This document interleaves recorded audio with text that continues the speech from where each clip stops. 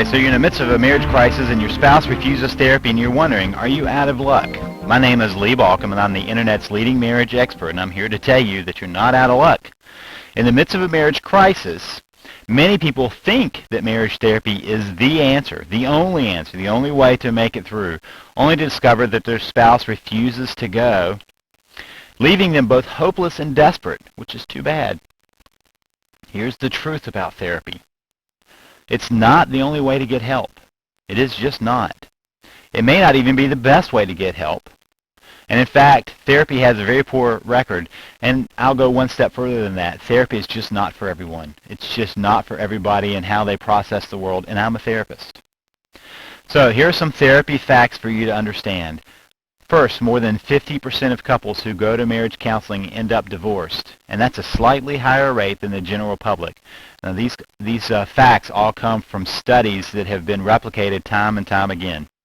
Now, only 10 to 15% of people who even go to therapy report any improvement. Imagine that. 10% of the couples who show up in a therapist's office will show any improvement, 10 to 15%.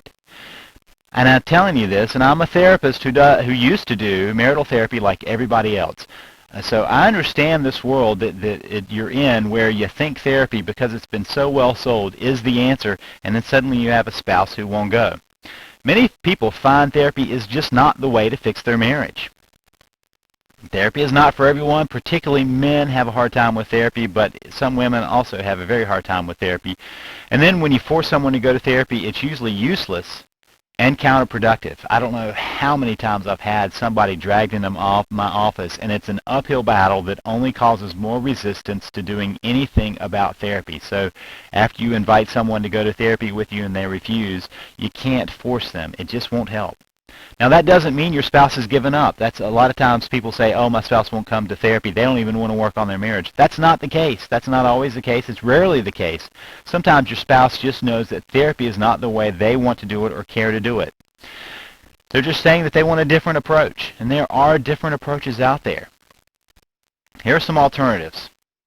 Marriage retreats, great opportunities. Weekend retreats, there's some places that even do week-long retreats, just intensive places to deal with the marital issues without it being the two of you with a therapist. It puts you in a larger context, that there may be a therapist or relationship coach or educational folks who can help you understand from kind of an intellectual point on how you need to move forward, and then you do exercises instead of having to deal with the therapist. Excellent way to do it. A marriage workshop, the difference is for marriage workshops, you usually don't go away for them. A retreat, you go somewhere else. Marriage workshops might be held in a local church or a local synagogue or local community center. Somewhere would have a marriage workshop. It doesn't require you to actually leave town. You can go to the seminars. They may be once a week, once a month, once every few days, those kinds of things. Those are excellent ways of doing it. Books on marriage. Excellent ways. I mean, there are not lots of books on marriage out there because they don't work. They're out there because they do work. And they are usually useful ways of gaining an outside perspective on what's going on in your marriage.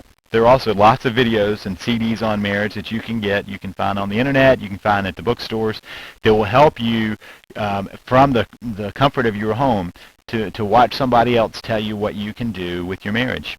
E-books and e-courses on marriage are another way, and I say that as a creator of several e-courses and several e-books on marriage. Sometimes that is the cutting-edge way of getting material out there. If you read a book, it's usually 3 or 4 years old in its thinking. An e-book or an e-course may be the most current thing available, and you can find them on the internet quite easily.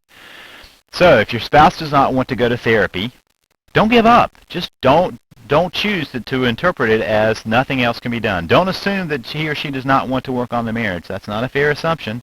And finally, try out some alternatives. And that doesn't mean you go buy a book and put it on your nightstand. It doesn't mean that you buy a video and stick it up on top of the TV. You actually have to apply these things. They don't work by osmosis. You have to actually try them out. So try out some of the alternatives.